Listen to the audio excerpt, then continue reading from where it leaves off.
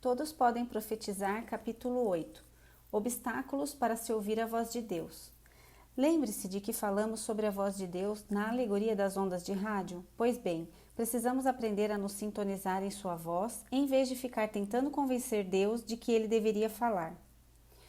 É importante termos nossos ouvidos espirituais abertos, mas precisamos compreender sobre a existência de certas coisas que podem nos impedir de nos sintonizar claramente em Deus, ou ainda de desenvolvermos a habilidade de ouvi-lo. São vários esses obstáculos, mas deixo aqui alguns dos maiores e mais comuns que encontrei. Primeiro, crer na mentira de não ser especial o bastante para ouvir de Deus. Muitas pessoas, por várias razões, sentem-se inseguras e não acreditam que são dignas o bastante para Deus falar com elas. Uma vez que recebemos de Deus todas as coisas pela fé, não podemos ouvi-lo se nossos corações estiverem cheios de incredulidade. É urgente acreditar que cada crente individualmente é especial para Deus. Somos seus filhos amados, por quem Jesus sacrificou sua própria vida. Você poderia imaginar um pai que somente fala com alguns de seus filhos? Você poderia imaginar um pai que fala somente com aqueles a quem escolheu especialmente, enquanto o resto dos seus filhos precisa descobrir o que ele está falando através dessas pessoas especiais? Que tipo de pai seria esse? Nenhum pai decente faria coisas como essas. Será que nosso Pai Celestial faria isso? Ele ama conversar com todos os seus filhos e não tem privilegiados. Ora, daqueles que pareciam ser alguma coisa, quais outrora tenham sido, nada me importa. Deus não aceita a aparência do homem. Esses, digo, que pareciam ser alguma coisa, nada me acrescentaram. Gálatas 2:6. Segundo, comparar-se com outras pessoas. É comum as pessoas se compararem a um profeta experiente ou a pessoas que profetizam há anos. Se não conseguirem profetizar tão bem, então muitos se sentem inferiores e desencorajados, e isso é muito doentio. Deus fez todos nós únicos e diferentes. Em nosso crescimento espiritual, somos todos diferentes quanto aos estágios de maturidade. Entretanto, nunca é sábio nos comparar com outros. Se agirmos assim, deixaremos de ouvir a voz de Deus muitas vezes, porque estaremos na expectativa de tê-lo falando conosco do mesmo modo como ele fala com os outros mais experientes. Contudo, Deus não faz isso. Ele fala de diferentes maneiras com pessoas diferentes. Ele está à procura de um relacionamento conosco e deseja que desenvolvamos a habilidade de ouvi-lo bem, pois ele quer se comunicar com todos os seus filhos. Ressalto que, mesmo em um relacionamento humano, a comunicação é desenvolvida com o tempo. Quanto mais crescermos em Deus, tanto mais aprendermos a ouvir e a distinguir sua voz. Muitas pessoas acreditam que elas têm de profetizar exatamente como profetizo, mensurando suas vidas à minha. Esta não é uma atitude saudável. Deus fez todos nós únicos e individuais. Ele é um Deus de criatividade incrível. Deus não deseja que sejamos clones um dos outros. Terceiro, medo de não poder ouvi-lo. O medo é o oposto da fé. Ter um coração cheio de medo nos impede de ouvir Deus corretamente, e isso torna mais difícil de ouvi-lo, porque nossos ouvidos espirituais se fecham para ouvir sua voz. Quando chegamos a Deus, temos de nos aproximar dele sem medo algum em nossos corações. Quando Jesus morreu, o véu do templo se rasgou para nos mostrar que o caminho para Deus está aberto para todos. Podemos nos achegar corajosamente ao seu trono de graça.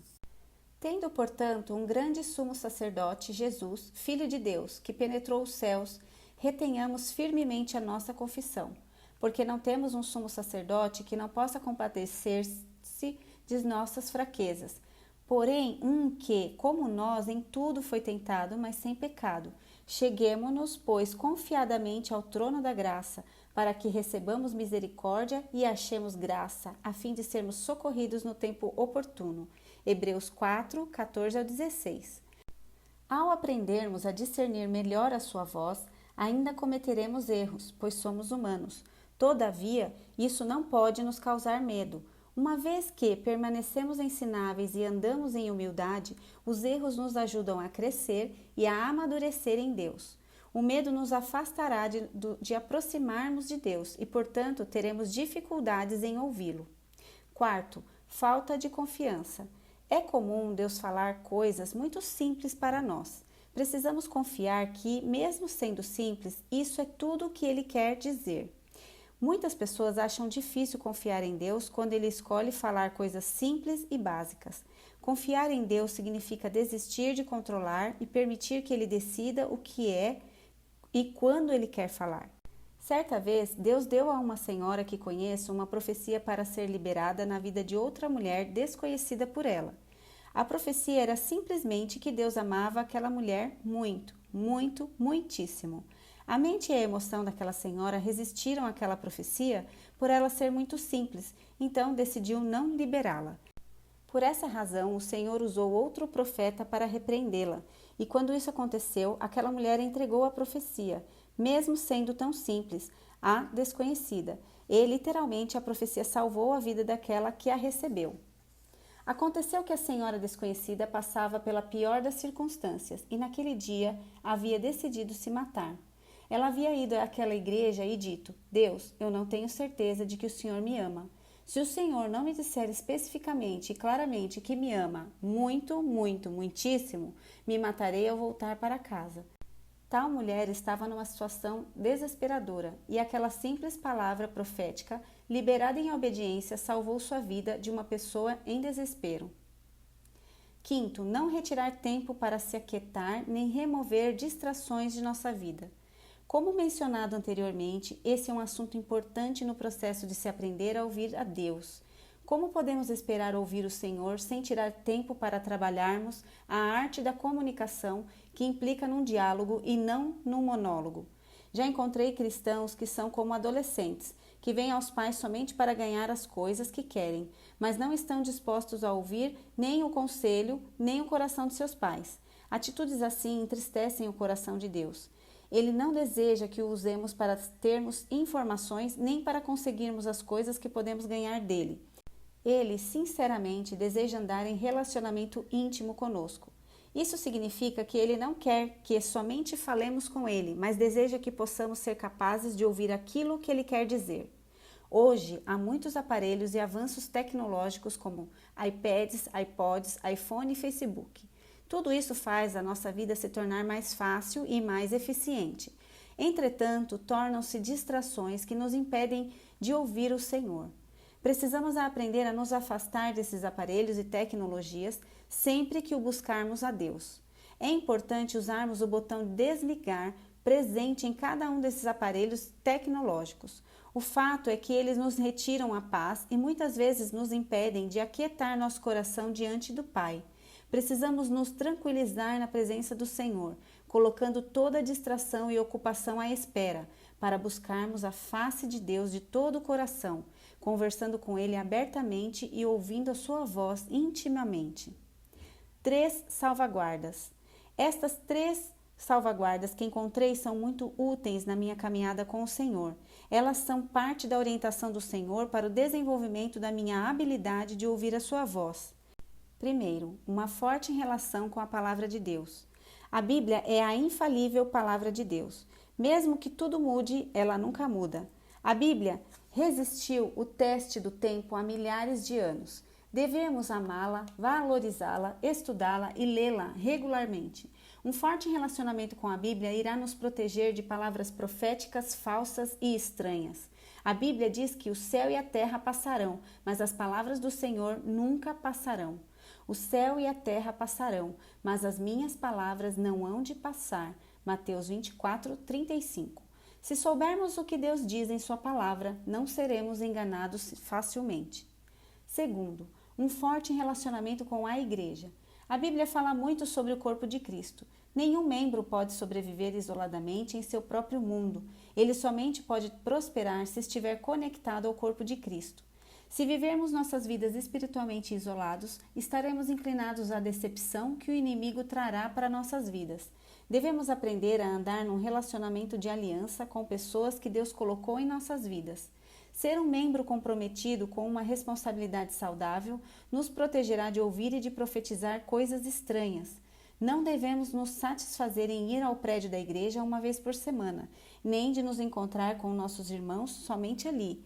Precisamos estar conectados uns com os outros através das células e também precisamos de fortes relacionamentos com nossos irmãos e irmãs em Cristo.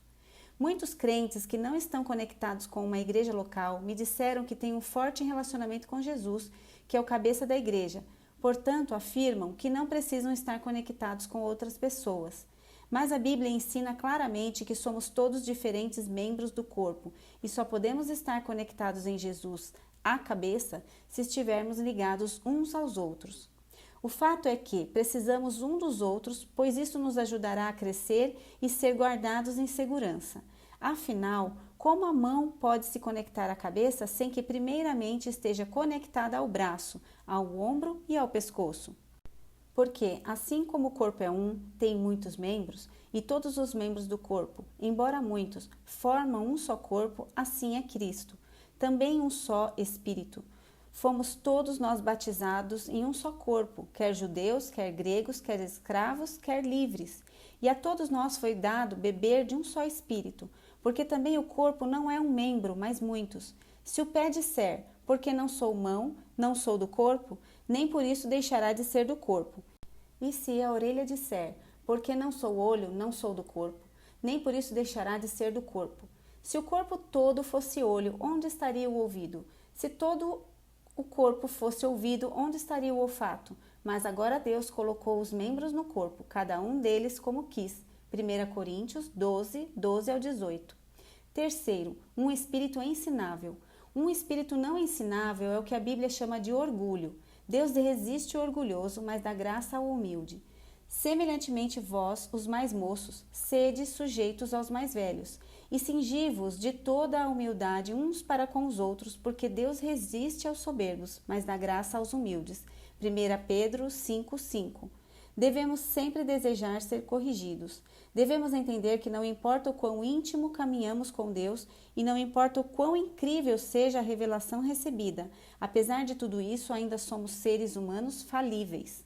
Devemos desejar ser corrigidos somente por Deus, mas também pelas pessoas que Deus colocou em nossas vidas. Essa é uma salvaguarda importante contra os erros na profecia.